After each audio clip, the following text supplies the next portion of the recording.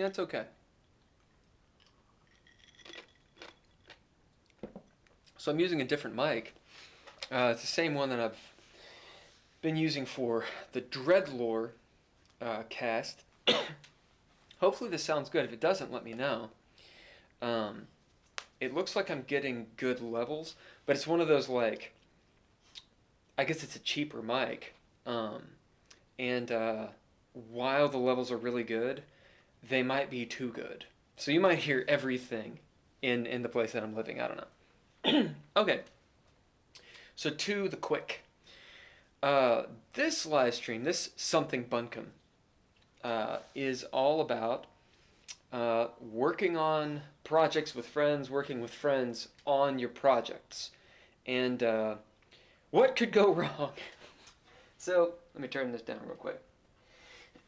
So this is a pretty inflammatory topic, to be completely honest. Let me do that. There we go. To be completely in the honesty, I've got a whole bunch of notes. Check this out. Boom. Yep. Now they're everywhere. Now, they're right here. Boom. This is also my former bullet journal, if you're wondering. Anyway, it's color-coded. I've thought about this a little bit for at least 20, 30 minutes. So, let's talk about it. Everybody's worked with I'm assuming everyone's worked. Maybe that's just too vast a statement. Maybe that's too broad a stroke. Perhaps not everyone has worked. But I'm going to go ahead and say that people who are watching this, you've worked. And if you're creative, if you are a creative, then you've had the brilliant idea to have a project and you need someone else to work on the project with you.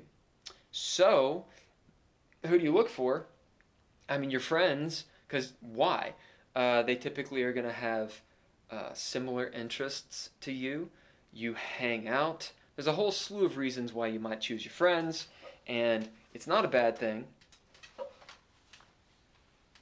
Ben's not here. It's not a bad thing. In fact, it can be a very good thing. In fact, it can be both a good and a bad thing, right?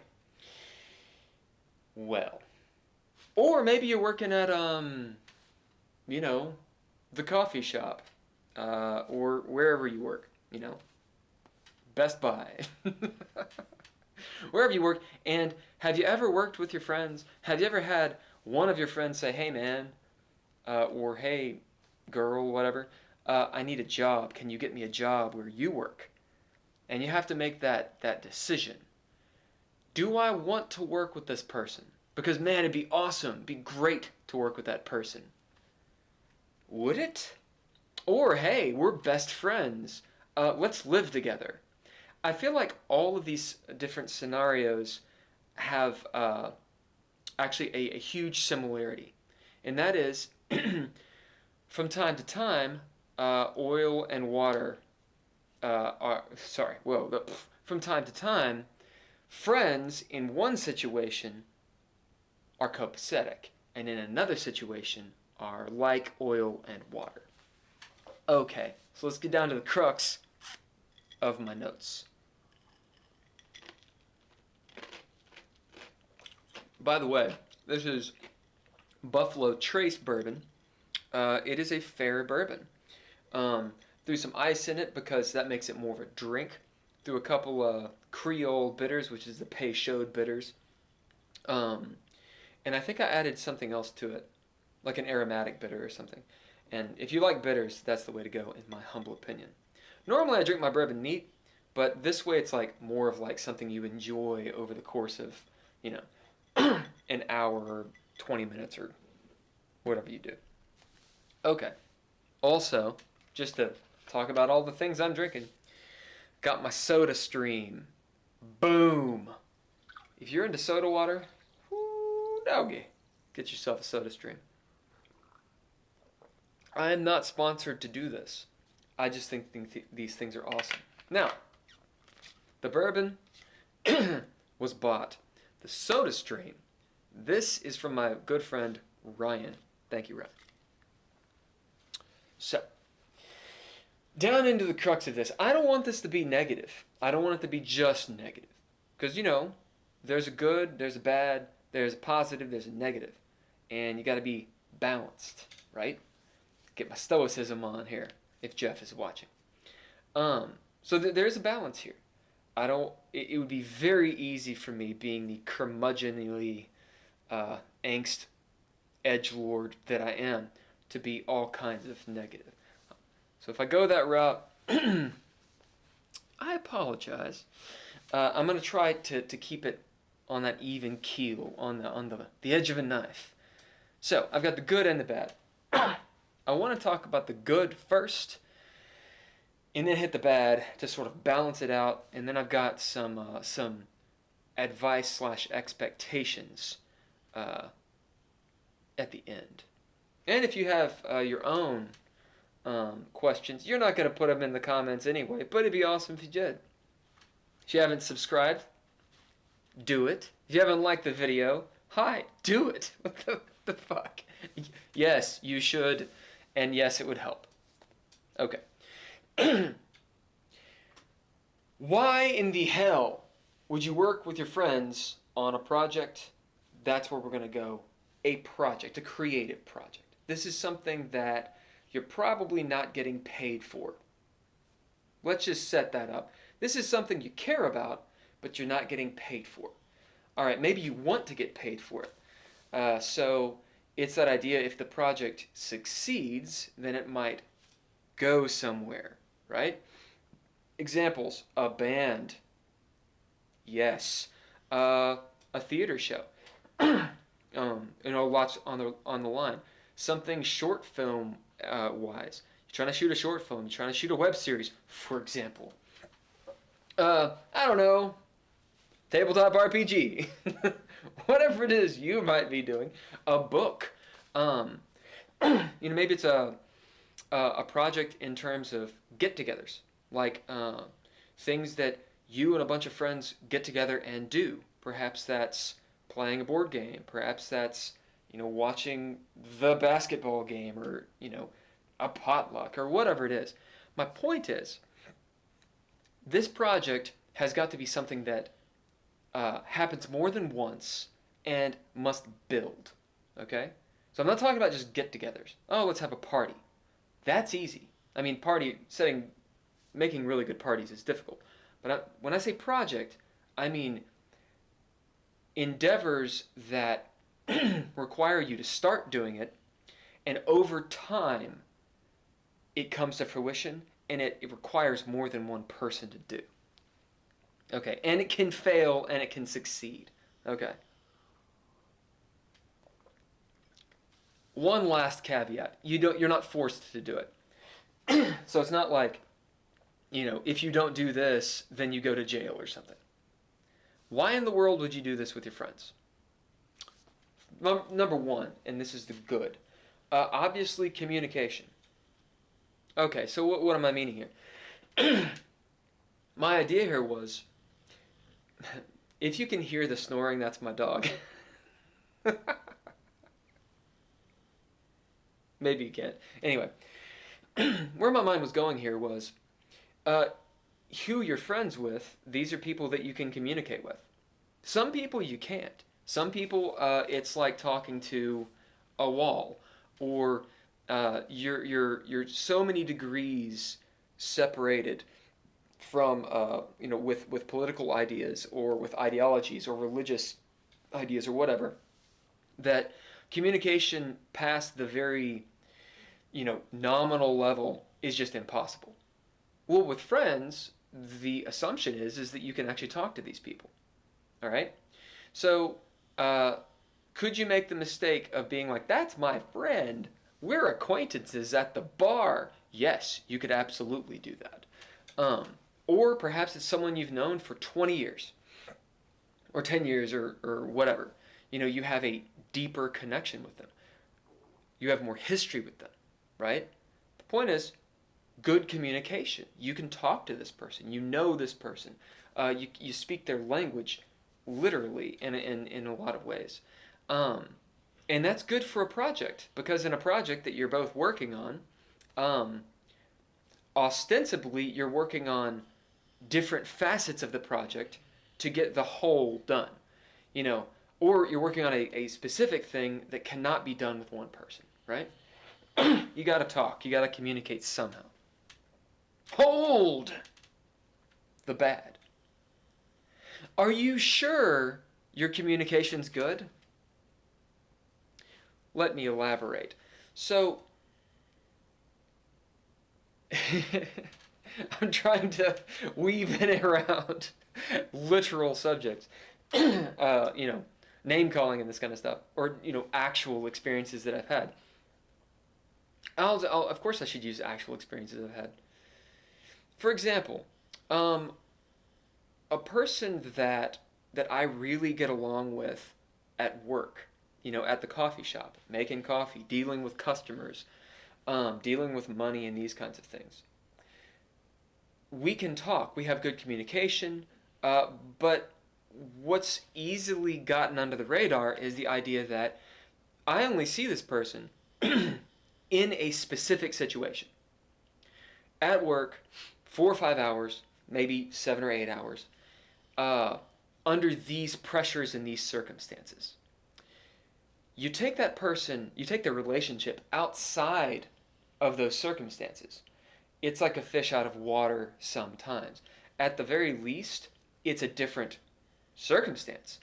And people communicate differently. There's a lot more going on when a person signs up for a job, or when you're hanging out, playing video games and just chatting about a project. There's a lot more going on there than simply you talking to a person. Actually, you might think that you're communicating 100%. You guys are on the same wavelength. And in reality, they might think the same thing, and you're not. A really good way to figure out whether you actually are communicating with someone or not is to start a project with them and see how it explodes. So, move to number 2. Completing something builds the relationship. Excuse me, just a moment. Okay. Allergies. Completing a project builds your relationship. This is a good thing, right? You accomplish a thing. You have it gives you tales to be remembered, to be recounted in the future. Think in terms of me running a Dungeons and Dragons game, or playing in a Dungeons and Dragons game under another DM. All the friends get together, and these are communal stories that we actually talk about. We talk about to other people. We talk about to each other. We talk about to ourselves. We talk on live streams about them, for example. This builds your relationship. A lot of people try to say, okay, well, when you're playing that game, that's not real life, or when you're at work, that's not real life. Yeah, it is. Your heart is beating. You're breathing. Your time is wasting, just like it normally would be. That is real life. And what you do with another person either builds or destroys the relationship. So working on a project that you actually care about, you both care about, like a band, you gain so much from it personally, but also you bond with that person. You've been, to a figurative kind of battle with that person. And there's something that's shared there that you can't talk about and get. You can't relate in another way. You have to experience it together.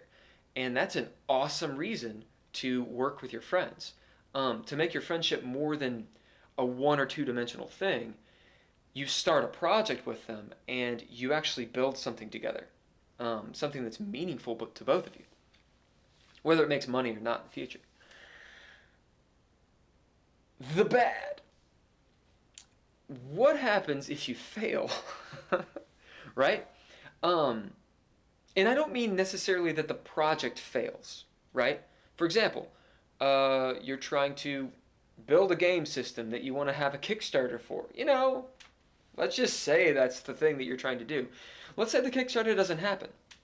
That was the goal, and let's say it doesn't happen. The project has failed. Or let's say the Kickstarter does happen, and it's not funded. Well, it fails, right? That doesn't mean the project failed. That doesn't mean that it was a bad thing. In fact, you and your buddy, or you and your buddies, worked towards something that could succeed or fail, and it failed. But that meant the stakes were higher than, ha ha ha, we're just here. It's okay for us to be here, and nothing bad can happen. If nothing bad can happen, then nothing really good can happen.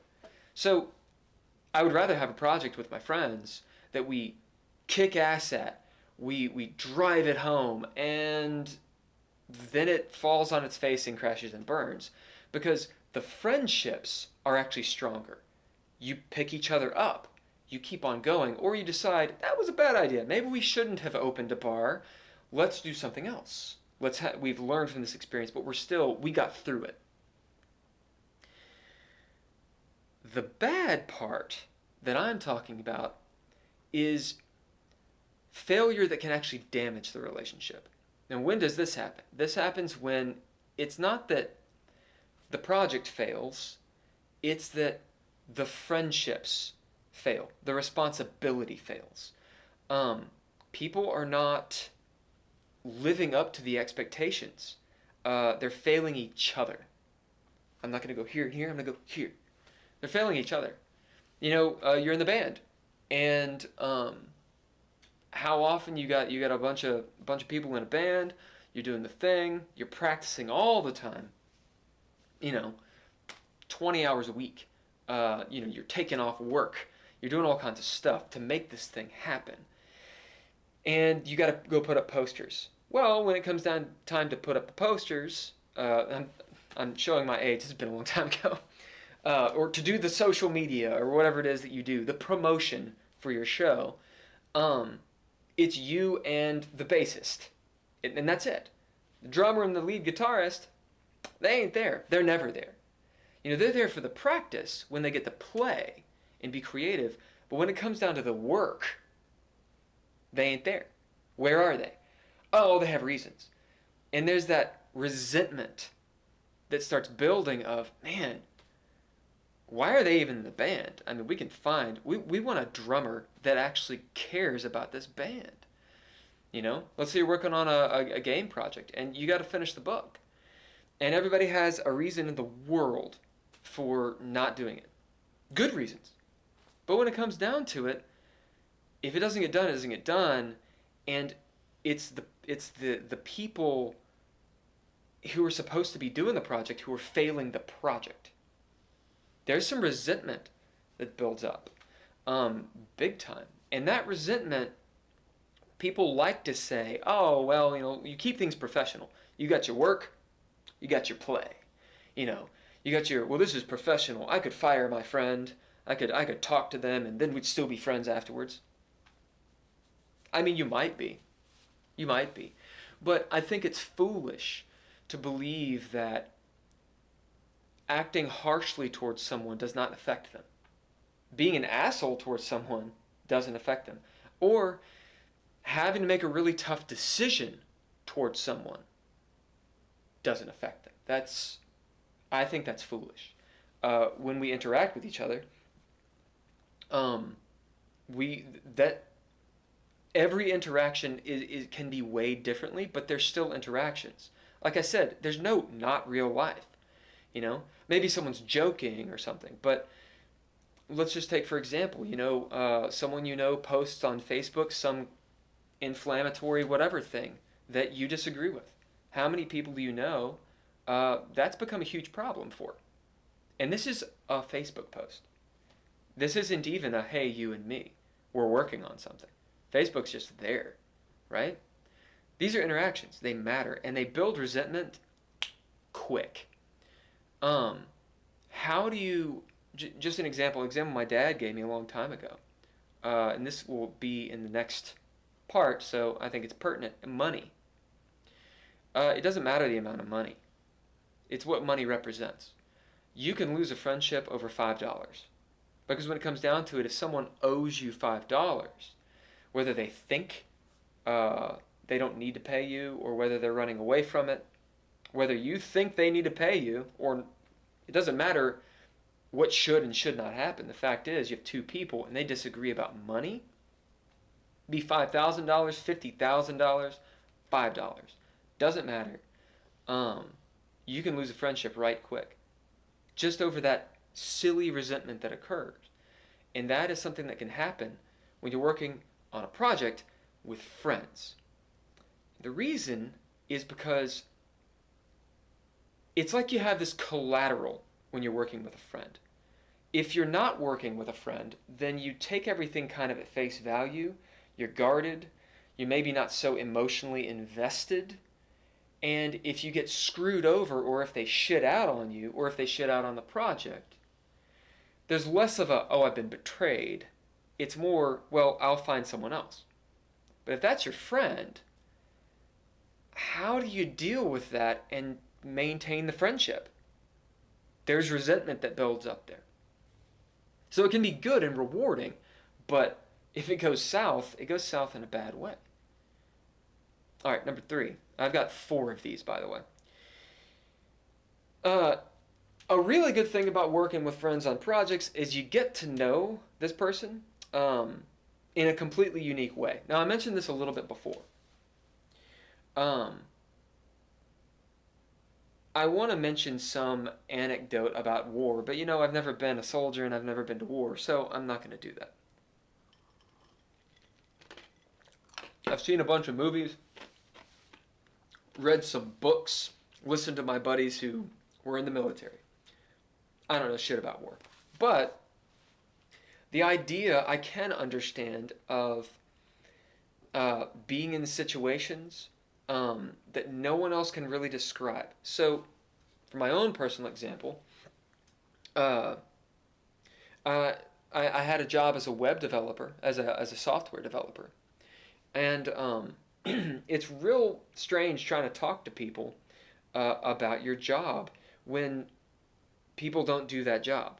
I'm sure that, anyone in like a skilled labor or a profession encounters this. Bartenders, I'm a bartender as well, and we encounter this as well. Most people that come into the bar, they're not thinking of it from the perspective of the bartender, right? Or the bouncer, or the whomever, the janitor. Back to the software development story, because it's funny, because everyone, like 80-90% of the world uses the internet, and yet, like, maybe 15-20% really know what they're doing, as in, like, how it's working, right? Most people are like, do you have the Wi-Fi? What's the password? Oh, unplug it, that kind of stuff. They don't really know what's going into it. Well, when you're actually doing software development, you're spending 30, 40 hours a week, oftentimes not between 9 and 5. This is at night, 3 a.m. You wake up. Oh, I know how to fix that line of code. And you do it. And then telling someone about that. Like, oh yeah, this crazy thing happened with semicolons and algorithms. Yeah. And, you can't talk about it. But your buddies who are also software developers, they're right there with you. Like, immediately they know what you're talking about. And really silly things really, really fast become really funny, and they're not really funny. The irony is, of course, these people oftentimes aren't your friends. You see them between the hours of 9 and 5, or whenever you're online, in the middle of the night working on something. And you see them in no other arena. Do you really know that person? Well, you work on a project with them, you will. You're going to know what they're good at, what they're bad at, how to help them in certain ways. You really get to be a little bit deeper friends. The reverse of that's the bad. You get to find out their actual weaknesses. And you get to find yours. For example, If you are like me, you are somewhat driven, perhaps even abrasive of a personality, and you really care uh, about what you're doing. You might tend to, you know, Napoleon a little bit. You might even, this is Inside Out, doesn't work. This is a Game of Thrones shirt, Inside Out. That's embarrassing. Put that back on. That was going to be really cool. Anyway, uh, sometimes I can have a Napoleonic complex. You pull out the whip. Wata! Go! Right? I don't care if you have work. I don't care if your dad's sick. Wata! Make the game work. Right? That kind of stuff. Um, and there's a healthy level of that, I'm sure. That's one of my weaknesses, right? I tend to be a little bit driven, obsessive, if you will, about projects.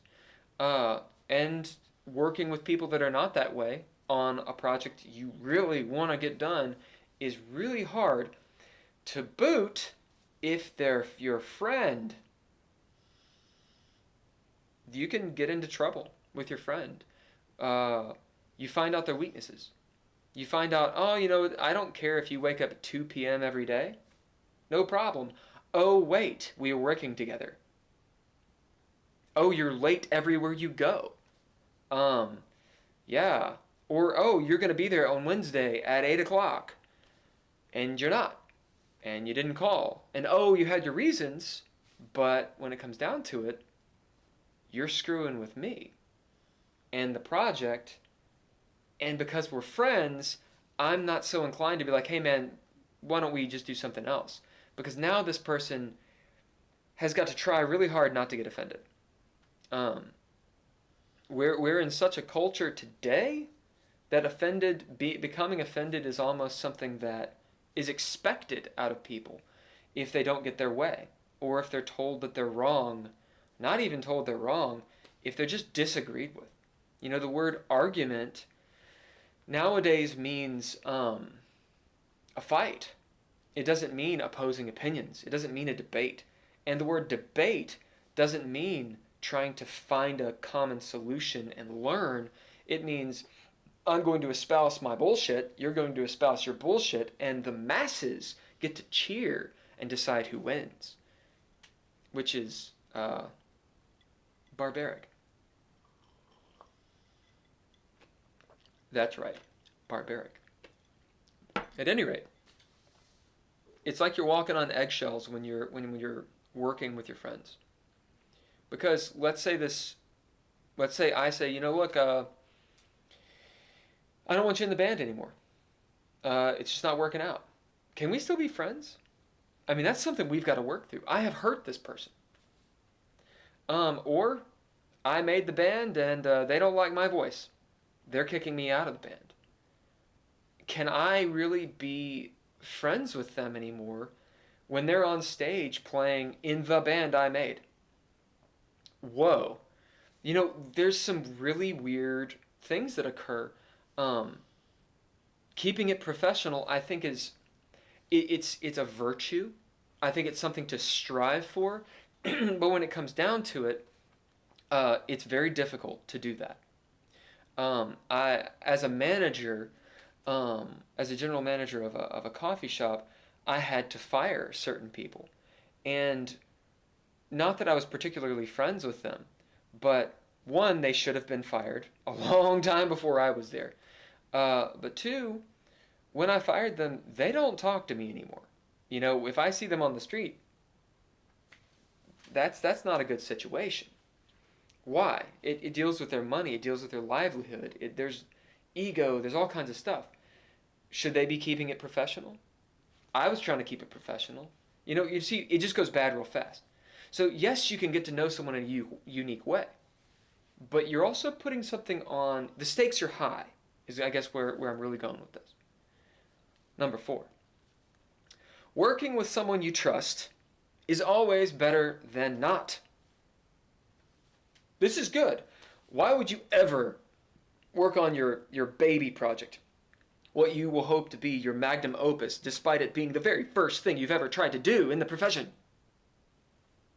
Why would you ever not work with someone you trust, right? Of course, you're going to work with your bestest buddy who, has that passion and supports you, and you trust them, and they're going to do it.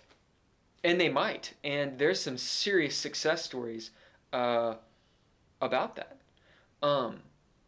And that's great, right? If you're successful, you get to share the success with your buddy. You get to make some money, perhaps. You're meeting deadlines, together. There's all of these morale boosting things. You can have that bromance, or that, what's it when two women have it? I have no idea what that's called. Huh. Romance? Is it just romance? Bromance is two dudes. I have no idea. We'll just call it bromance. You have the bromance between peoples.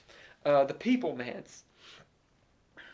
People-mancer. It sounds like a bad science fiction book. Anyway. That's all good. You can trust these people. You can trust them with money. Let's say you get into a situation.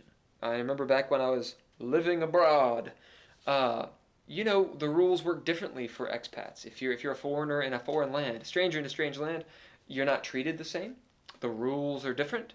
You start a business or a project, and it's very easy to be taken advantage of. So you're looking for people you trust. That's key. You got to have people you trust. Sometimes it's a money issue. Sometimes it's a, hey, look, I've got to go out of the country to do a visa run. Hey, I got to go home and do this thing, except home is 6,000 miles away, and I'm going to be gone for 2 months. Can you take care of this stuff? Because it's a business or it's a project or whatever. You got to have people you can trust. And a friend is typically someone who's gonna do that. They're not always looking for money. They're not always looking for that, well, what do I get?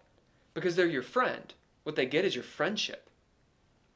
So that's a good reason to work on a project that you care about with a friend. Now, trust can be misplaced. Why do you trust this person? I know in my ute, I would just trust people. It's not that I would just trust people.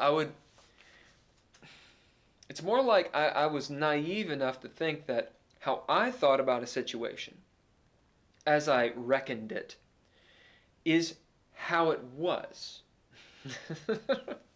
Right? Well, this and this and this happened, and so, obviously, the thing is that people do not think alike.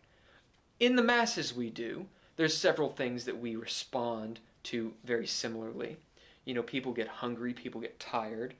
There's a lot of similarities, but the decisions we would make, that's not always easily predictable or easily predicted. And if you're not careful, you will place your trust in someone who's your friend, and they will break that trust. And what do? What has been lost? It could be anything. It could be anything. I remember I had a roommate once. I had a guitar that I had. It was expensive for me. I wasn't there. They brought in some people I didn't know. Those people played the guitar. They broke a couple strings, kind of jacked it around a little bit. And when I came back, some of my stuff was moved. Nothing was stolen. But it was one of those situations where I was like, whoa, that was my stuff. I remember way back in the day, I lent a Nintendo controller. I'm talking NES, okay? 8-bit baby. I lent a Nintendo controller to one of my buddies, got it back a few months later, and the cord was all crimped and frayed and it didn't work. And I was like, dude, what happened to my Nintendo controller? His response was, it's only like $20. Well, I wasn't friends with that guy anymore. Why? Because I'm a draconian motherfucker. That's why. And, now I can't trust him, so that's it. I was also like 8 years old. So, maybe the stakes were a little bit less than I'm making them out to be, but I remember it. My point is, trust can be misplaced, and the easiest way for that to happen is just to include money. Doesn't matter what it is. $10, $50. You will find a miser real quick. You'll find someone who's greedy real quick. If it's not money, then it's accolades. It's that prestige. I drew this logo, and now so and so is saying that they drew it. Is that such a big deal when it comes to giving credit? Or let's say I took your idea, put it in my book, and I don't give you credit. That builds resentment. There's that trust of, wait a minute, what am I getting compensated for? Okay, well, this awesome thing that you wrote, I'll give you $100 for it. Well, the feeling of real authors get paid a lot more than $100. Real artists, real musicians, real game designers, real band people or actors or whatever you want to do, you start comparing things, and real quickly it goes to ruin. So it's something to be really careful about. Okay, so those are my points. Those are my ideas. And I had the forethought, well, I think a lot of this most people would think is maybe obvious. Oh yeah, of course. Yeah, well, that's not going to happen to me. Of course I'm going to move to Georgia for this lovely lady or dude, and they're not going to screw me over. What? What would I do? They wouldn't put me out on the street and just screw me over. First of all, side note, don't move somewhere for someone. This is age-old book, or it's in the age-old book. If you're going to move somewhere, move there for a reason, your reason, not for a person. This is just sage advice from a wise woman who once told me these things. Second bit of advice that wise woman said was, Bill, don't put your dick in crazy. Okay. How to sum it all up. How to avoid the bad, but latch onto and cling to the good. Because obviously you want none of those bad things. Bad communication, resentment, realizing that your friends suck and they have weaknesses you cannot deal with, realizing you can't trust them and that money is ruinous. You want to avoid every single one of those. Those are bad. All of them. I think they're 100% bad. So how do you do that, but you cling to the good? I have 3 ideas. The first, expectations and communication. Okay, this sounds easier, more obvious than it is. Let's go back to Billiam's corollary number 32. Just because you say it and think that you've communicated has no bearing on whether or not the other person has actually actively listened. They might be able to tell you what you said. That does not mean they listened actively, thought about it, weighed it in their minds, actually understood it, it changed their way of thinking, and then they're responding. Because that's what listening actually is. It's taking information and making a decision about that information. Screw that, I don't dig it, but still taking something of, oh, there's the bad way. Easy example. How do you get to the restaurant that's down the road? It's real easy, someone says. You just go left, right, backwards, and forwards, and then straight ahead. You take that into account. You say, what are the implications of this? I don't like that idea. Why? Here's my reasons. You don't have to tell them this, but you've made a decision. You've actively listened.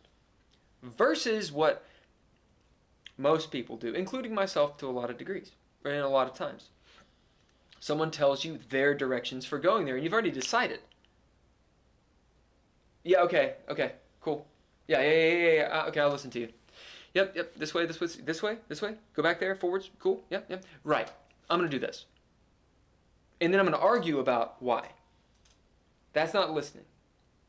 That's like hearing and then regurgitating. But it's not actually trying. Listening takes energy. So, expectations and communication. Actually listening to what the other person is saying. Trying. It takes energy to work with people. I think it's easier to work alone, which is why I defer to doing that a lot. But, I'm no auteur, It's more fun to work with someone.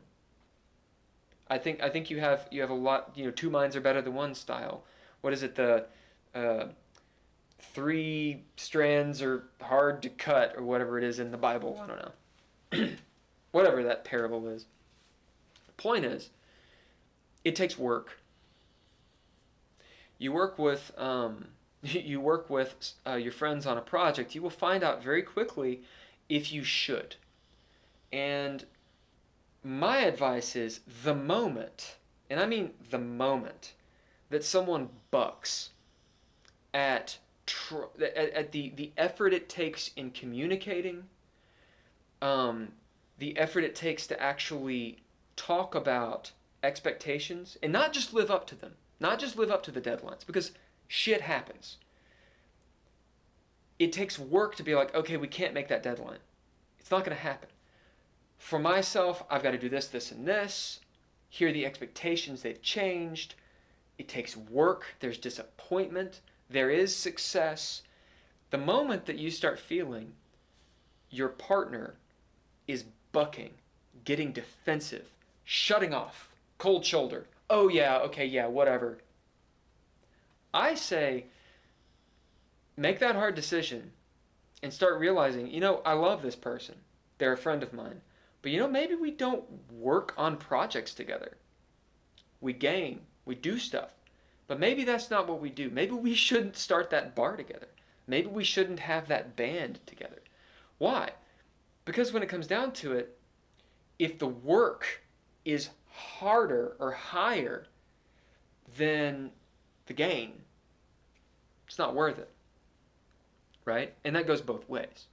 So you have to set those expectations up real quick. What are you expecting out of that person? And what are they expecting out of you? And constantly communicating about that. The worst fights, and I mean fights, not arguments, the worst fights I have ever had, I can trace back to the point where communication stopped. That moment that people, myself included, were like, you know what? Fuck it. Blow up the bridge. Done. At that point, the relationship starts to wilt and die. Because everything changes. Everything has to stay in motion. And the moment that you stop communicating, it stops changing. It stops its motion. And you are freeze-framed in that mindset of, screw that person. You're going to go over it on your head over and over and over, or you're going to say, fuck it, and never think about it, and it just goes to hell. So you got to have the expectations, you got to have the communication. That's pretty obvious. Number 2, and I think this is the biggest, which one of these do I want? This one. SodaStream, baby. Bam. This is the biggest element. Realization that I've come to in the last couple years. I've thought a lot about friendship. I've thought a lot about projects. I'm getting to a certain age to where, and reading Marcus Aurelius Antonius, his memoirs, with some of my buddies, and realizing you don't have all time to do what you want to do. Your decisions do matter. They are at the expense of other things. And so, through some arguments, as in good old school arguments of I believe this, well I believe this, and why, and why, and why, and then ruminating on those things, I've come to this idea When working with other people, it's not about you. Ta-da! Hello. It's not about you. What I mean is entitlement, self-righteousness, egotism can fuck off. It's not about you. Good. What generally happens when shit breaks bad? Someone says, I've spent all this time. I should be getting this and this and this. You did this to me. Or, I don't understand. Explain everything to me. Defend your entire argument to me, because how could I understand? That's an interesting tactic, by the way. The person who is always just demanding explanations for everything. I'm talking like, not like, hey, what does this mean? Hey, could you explain this to me? Whatever. I'm talking about if there is the semblance of a declarative statement, or that they are being argued with, as in like someone is opposing what they're saying, their proposition, in any way, whether the person is attempting to actually oppose them or not. If that person says things like, well, I don't understand. What do you mean? Well, what about this and this and this and this and this and this and this and this and this and this and this? Go, tell me, explain it all. That is a beautiful tactic. It's great. Use it if you want to prevaricate. Okay, I think I used that word right. What that person is actually doing is gaining the higher ground, the moral high ground. Because, let's say you choose to not explain yourself, or, in fact, not defend everything you're saying. You are an asshole. Right? So the idea is this. I'm going to make a declarative statement, and it has some assumptions involved, right? Like you have to agree on certain things to even talk about stuff. Definitions, the topic, whatever. Being in the same room. There's lots of stuff you have to agree on. So there's some assumptions that are made. If I make this declarative statement, and someone says, whoa, whoa, whoa, whoa, whoa, whoa, whoa, whoa. I don't understand at all. What'd you just say? They're either asking, hey, you just did not explain that at all and I don't get it. Or they disagree with you. And what they're doing is saying they cannot be disagreed with because they don't understand. Right? So if now the onus is on you to defend everything you just said. Okay? Not only defend what you said, but the onus is on you to prove that what you said is true. Okay? So, including all the things that are assumed. Because this person has just stepped out of the conversation, up onto their soapbox, onto their moral high ground, looking down at you and said, well, I'm not going to go with you on this, or even try to understand. Prove all of existence to me. And if you can't, or if you're not willing to, then they're like, well, you're not willing to talk to me, so I'm just going to disregard what you have to say. It's a beautiful tactic. I love it. Highly annoying. I have found it most in people that it's not that they're socially awkward, but they have, and they're not afraid of contradiction. Obviously, this is an incredibly contrary thing to do. It's also incredibly passive-aggressive, which I'm not knocking. Those are things that you can use in real conversation, but to prove points, maybe. But it's this idea of a person who is uncomfortable with their own position. Right? You've said something that pushes one of their buttons, and their defense is to act like they don't understand. Okay. I know I just went on a huge rant about that, but it's a thing I've really been thinking about lately. That all feeds into this idea of entitlement, self-righteousness, and the fact of, if you're working on a project and you have a person who's trying to push forward and you disagree with them, if you take it onto yourself and say, whoa, you're disagreeing with all of this, you are being self-entitled, self-righteous, and missing the point. You've made yourself more important than the project. We're no longer arguing about the project and how to do it. We're arguing about you getting butthurt. I've done it. But it's annoying. And it will be the death of many projects to come. So getting past that. Hey, I understand that you got pissed off at this thing that I said. I say a lot of stuff that pisses people off. For example. Why are you pissed off about it? Do you not know what I mean? I can understand how you get pissed off about it. I can understand how you don't know what I mean. Let's talk about this. Here's a question. Do you think that my intention was to piss you off? Because if it wasn't, well, indubitably, there's a miscommunication going on. How dare you have said that word that makes me mad? Well, that's about you. That's you. I can't walk on eggshells all around you and get this project done. That sucks. How about you take off your entitled cloak just for a second, put that over there, and now let's talk like human beings. If I pissed you off, I'm sorry. It's not what I meant, obviously. If I did mean it, then fuck you, right? But I didn't mean it. So let's talk through it. Let's use that work. Let's take that energy to get through it. I think this is the hardest part about working with friends. So, how to avoid all this bad as a question? The answer is you can't.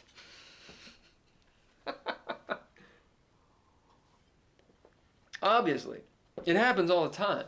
There's a reason that there's rom-coms about this kind of shit. You can't avoid it. You can try. It's like trying to avoid every argument with your significant other. It's not going to happen. But the moment that people stop trying is the death of the project. And oftentimes, the wilting of that friendship, of that relationship. So the answer, other than the cop-out of you can't, the answer is, what's more important? Your friendship or the project? That's it. So if I'm sitting there arguing with someone about a project, of course, it's never going to be straightforward. Thus, all of these problems. The communication has started to break down. People are paltering, they're prevaricating, they're acting like they're doing one thing, but actually they're butthurt about this, which is why they're doing that. And they're saying these things as though everything's cool, but really they're not. And so they suck and everything sucks and you get mad and you know it, but you're acting like you don't know it, right? It flows into some other socio-political thing and it becomes a big issue and whatever. In reality, is the friendship worth more than the project, or the project worth more than the friendship? Because if it's the friendship weighs more, that's what you say. Okay, look, do we have a problem? If you're not willing to say that, let's put the project to the side. We're not talking about the project anymore.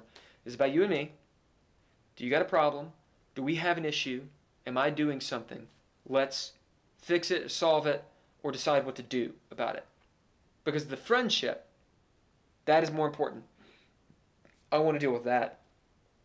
Then we can do the project. And we're unencumbered because all of our bullshit had nothing to do with the project. It had to do with the friendship. right? That's a good thing about working with friends. You can do that. If you're not working with friends, it's the project. That is all that matters. Because the other person, yeah, you can care about them in a certain way, but you don't have a friendship. They're not going to give you any leeway or leverage or anything.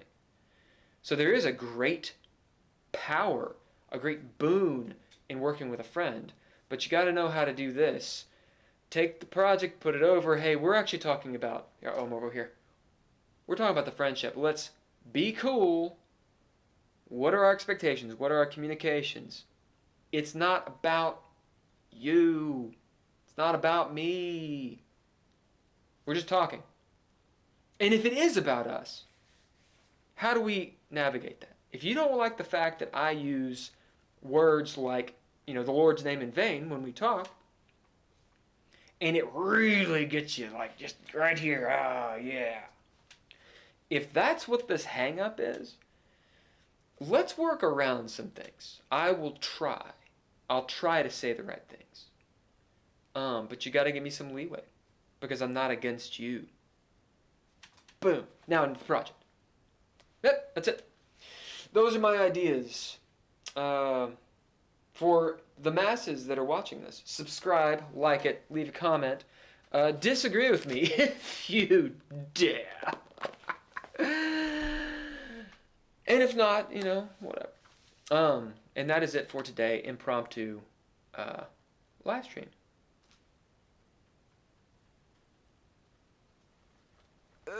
Hold on, my mouse is not